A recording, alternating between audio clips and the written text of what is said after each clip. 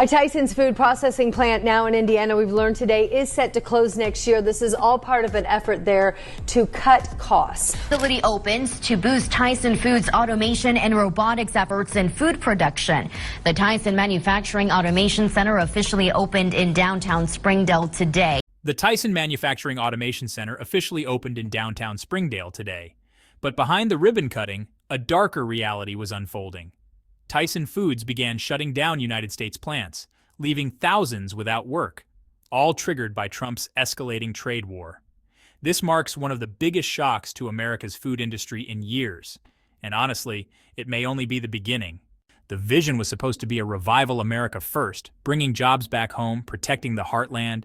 Yet in 2025, towns across Arkansas, Missouri, and Iowa discovered what those slogans truly meant. Silent factories, empty homes, and lost paychecks. At the center of it all was Tyson Foods, the largest meat processor in the United States. Once proud of its Made in America label, now it was shutting plants town by town, leaving families struggling to survive. These closures were never part of the promise, but they've become the harsh reality. Let's look at the numbers. In just 2 years, Tyson shuttered over a dozen processing plants, cutting more than 5,000 jobs nationwide. In Perry, Iowa, 300 families received an abrupt email. The plant was closed, effective immediately. Decades spent on the pork lines were repaid with a severance check and a link to a job training website. No warning, no transition. In Knoll, Missouri, an entire town's economy revolved around one Tyson chicken plant. Overnight, it vanished, leaving 500 people unemployed in a town of barely 2,000, and that was only the start. Trump had claimed his tariffs would force companies like Tyson to open more American plants famously, stating that higher tariffs would make companies relocate production back to the United States. But in practice, the opposite occurred. In 2025, Trump levied a new 10% tariff on all imports, doubled steel tariffs to 50%, and added duties on food, farm equipment, and packaging from Europe, China, and Mexico. Instead of a manufacturing boom, these policies pushed input costs up across the board. Tyson's business model relies on cheap feed, steel, transport, and packaging, all of which became more expensive. Instead of building new plants in the United States, Tyson's executives made a cold calculation: shut down unprofitable sites, shift production to cheaper regions, and cut costs. The jobs Trump promised would return, gone with nothing to replace them. In Dexter, Missouri, Tyson's poultry plant closure wiped out 683 jobs in a town of just 8,000. Local leaders described it as an overnight economic collapse. The ripple effects were swift. The grain supplier lost its biggest customer, chicken farmers saw their contracts canceled without warning, 2 family diners and the hardware store closed, and the school district cut extracurriculars due to plummeting tax revenues. Multiply this story across Indiana, Kansas, Pennsylvania, and Arkansas, states Trump vowed to uplift, and a pattern emerges. Plant closures didn't just erase jobs, they obliterated entire local economies. Businesses dried up, homes sat unsold, and grocery stores cut hours or shut down completely. Voters who once believed in promises of prosperity now stared at vacant factories and for sale signs. In Perry, Tyson's closure wasn't just economic. It was cultural. About 60% of the workforce were immigrants and refugees from Sudan, Eritrea, and Central America. They bought homes, paid taxes, and sent their children to school, until it all vanished overnight. With Tyson's departure, Perry lost over 20% of its total income. Grocery sales plummeted by half, school lunch programs struggled to afford protein, and churches scrambled to support the newly jobless. Mayor Dirk Kavanaugh voiced frustration. "They told us the plant was underperforming, but what does that mean for families who showed up every day? We got no answers." This scenario repeated across Tyson's supply chain. Factory closures meant lost jobs, which meant collapsing tax bases, shuttered retailers, and ghost towns left in the wake of broken corporate promises. Trump's tariffs, designed to protect American industry, ended up shielding corporate profits while exposing small-town workers to global market shocks. Rising steel tariffs were especially harmful. When Trump increased them to 50%, Tyson warned that everything from refrigeration to meat-cutting blades would get pricier. Transportation firms saw fuel and equipment costs surge. Feed prices climbed due to tariffs on aluminum, which affected grain storage and transport equipment. Each layer of cost increases squeezed Tyson's margins, forcing the pain downward onto workers. Trump's logic was simple: make imports expensive and companies will invest at home. But corporations like Tyson operate on global margins, not patriotic duty. Faced with higher costs, they shut plants rather than build new ones. Instead of hiring, they laid off workers. Rather than absorb costs, they passed them along the supply chain or exited small towns entirely. While Tyson workers worried about rent and groceries, CEO Donnie King collected $12 million in compensation in 2024, nearly 300 times the average Tyson employee's annual pay. Meanwhile, Tyson pocketed over $250 million in direct federal subsidies through USDA programs, along with supply chain support and disaster relief, totaling over $3 billion in government aid in less than 2 years, all while shutting plants and firing thousands. Tyson also spent over $2 million on lobbying in 2025 alone, targeting agencies like the USDA, OSHA, and the Department of Commerce. Their aim to soften worker safety rules, weaken environmental regulations, and shield themselves from tariff impacts. As laid-off workers gathered outside shuttered factories, Tyson's lobbyists secured tax breaks and trade exemptions for shareholders, but nothing for the communities left behind. Farmers suffered too. Contract growers who raised chickens, hogs, or cattle for Tyson suddenly had nowhere to send their livestock. In Missouri, poultry farmers woke up to canceled contracts and barns full of unsellable birds. People like Sean Hinkle, who borrowed millions to build new facilities at Tyson's request, now faced foreclosure and bankruptcy. A 2025 Missouri independent investigation found dozens of farms on the brink of repossession due to Tyson's retreat.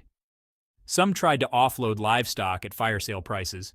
Others had no choice but to destroy their flocks. Local banks, once eager to finance Tyson-backed contracts, now considered such loans too risky. Generations of farm families, many in regions Trump vowed to protect, watched their livelihoods vanish under the weight of corporate cost-cutting. Consumers paid the price as well. According to the Federal Reserve's 2025 report, tariffs on steel, aluminum, and imported agricultural goods pushed food manufacturing costs up by 6.8% year over year. That meant higher prices for grocery store chicken, school lunches, and restaurant meals. Some Kansas school districts reduced meat portions to keep costs down, while Arkansas cafeterias either substituted cheaper proteins or raised lunch prices for families already strained by inflation. In rural grocery stores, the damage was equally visible. In Knoll, Missouri, the only supermarket saw chicken sales drop 40% after the Tyson plant closure. In Perry, Iowa, grocers scrambled to find new pork suppliers from out of state, at higher costs. When supply chains fracture, small businesses can't absorb the hit. They either pass the costs on or shut down. Trump's narrative painted a picture of strong American factories feeding local economies. The reality? Families paid more for less, all because tariffs made production pricier and slower. Supporters of the 2025 tariffs often highlight the steel industry's rebound. New mills opened in Pennsylvania and Ohio, and some steel workers returned to the job site, but even this win was, pretty fragile. U.S. steel prices soared 35% above global rates, making American-made products less competitive overseas. Car makers, appliance manufacturers, and food processors like Tyson faced a choice: raise prices and risk losing customers or slash costs, often by laying off workers. Industry groups, including the National Association of Manufacturers, repeatedly urged the White House to ease tariffs to stabilize prices. But Trump remained firm, insisting that protecting steel and aluminum was critical for national security. Yet, as Tyson's closure showed, protectionism didn't safeguard workers. It safeguarded profits, leaving American families to pay the cost. What Trump doesn't say is that American manufacturers, and the towns that depend on them, are now struggling to afford the very materials his policies made more expensive.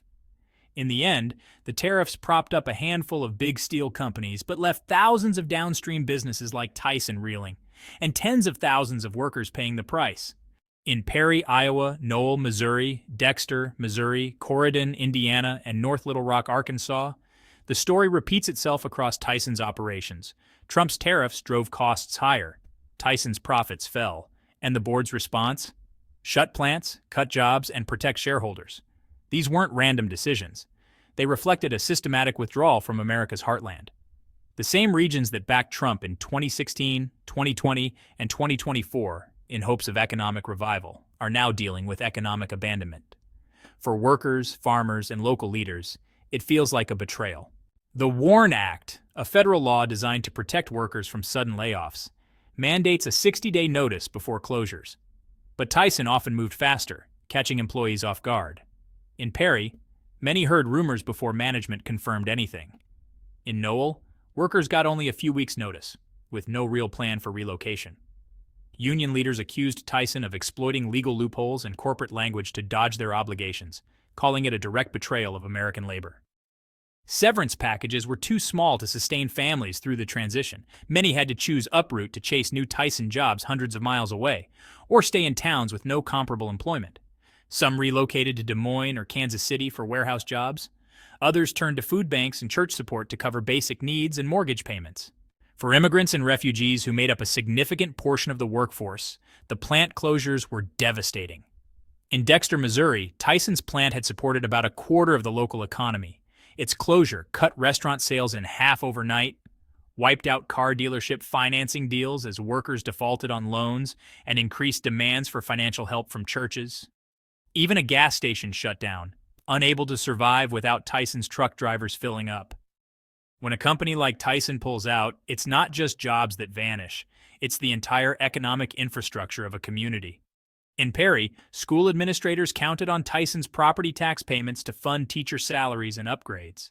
With the plant gone, they froze hiring, canceled after-school programs, and raised student lunch prices. Road repairs and downtown revitalization projects were shelved. Small business owners who had bet on Tyson workers as their customer base saw their sales dry up. The dream of rural revival was replaced by the grim reality of a ghost town. Meanwhile, while U.S. plants went dark, Tyson expanded abroad. In 2024 and 2025, the company announced new investments in Thailand, China, and the Netherlands, where labor is cheaper and tariffs lower. Tyson defended this by claiming global demand required a global presence. But to laid-off U.S. workers, it felt like corporate abandonment, a reversal of Trump's America First promise. Even within the U.S., Tyson shifted production to lower-cost regions, sometimes moving jobs from unionized plants in the Midwest to non-union sites in the South, where wages and safety standards were weaker. Tyson's Arkansas plants got fresh investment while facilities in Iowa, Indiana, and Missouri closed. Executives called it network optimization. Workers called it being abandoned. Despite Trump's claims that tariffs would spark job growth, the reality was clear. Since 2023, Tyson closed 8 U.S. plants and laid off more than 5,000 workers. Not a single new Tyson meatpacking plant has opened in the U.S. Trump's tariffs didn't build factories. They broke them. Workers who believed the slogans found themselves in unemployment lines. Economists have long cautioned that tariffs alone can't rebuild manufacturing. A 2024 Federal Reserve study found that Trump's previous tariffs cost United States manufacturing 75,000 jobs between 2018 and 2020. Tariffs drove up prices, squeezed profits, and made American products less competitive overseas. Yet in 2025, Trump doubled down, raising tariffs on steel, aluminum, agricultural imports, and goods from China and Mexico. The result was, honestly, pretty predictable. Companies like Tyson cut jobs, not costs on production. For families in Noel, Perry, and Dexter, the human toll was crushing. Mortgage defaults climbed, food pantry visits tripled, and teachers reported kids arriving to school hungry. In Perry, local charities ran out of funds within weeks of Tyson's closure. Dexter's sheriff's office noted rising theft and domestic disputes, blaming economic stress. When factories close, the damage isn't just on the balance sheet. It's seen in broken homes and futures. Yet, while workers suffered, Tyson executives thrived. Donnie King and his leadership team continued collecting millions in salaries, bonuses, and stock awards. By late 2025, Tyson's stock price recovered, with investors applauding its so-called cost optimization.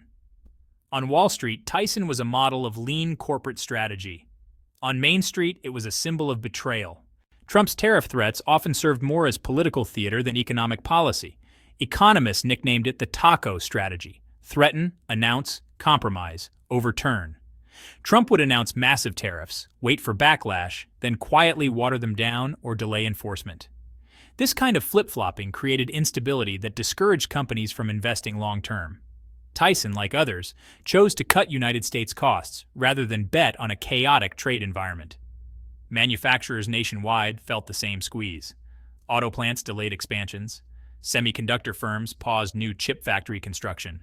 Food processors like Tyson consolidated, shuttered underperforming sites, and shifted growth overseas. Trump said tariffs would rebuild industry with a hammer. Instead, they smashed already fragile supply chains and economies. By 2025, the only thing these policies reliably produced was uncertainty. The impact stretched far beyond factory gates. In Kansas, school lunch programs once reliant on Tyson chicken faced soaring prices. Districts paid 20% more for smaller portions or cut back on protein entirely. This wasn't protection, it was abandonment. Meanwhile, Tyson blamed tariffs and rising costs while still rewarding executives, expanding overseas, and lobbying Washington for favorable treatment. The company took subsidies with one hand while laying off American workers with the other, all in the name of optimization. And it's not over. As of mid-2025, Tyson is reviewing other plants in Kentucky, Pennsylvania, and Texas for potential closures. Analysts warn that if tariffs remain high and demand softens, more job cuts are coming. Trump's latest tariff threats on European meat could trigger fresh retaliation, shrinking Tyson's markets further and putting more American jobs at risk. The pattern is clear: tariffs, retaliation, closures, with no end in sight. Other industries are watching, learning that protectionism, when blind to market realities, does more harm than good. And the ones hurt most? Working families who believed in promises that never came true. Families who put faith in America first are still waiting to know when will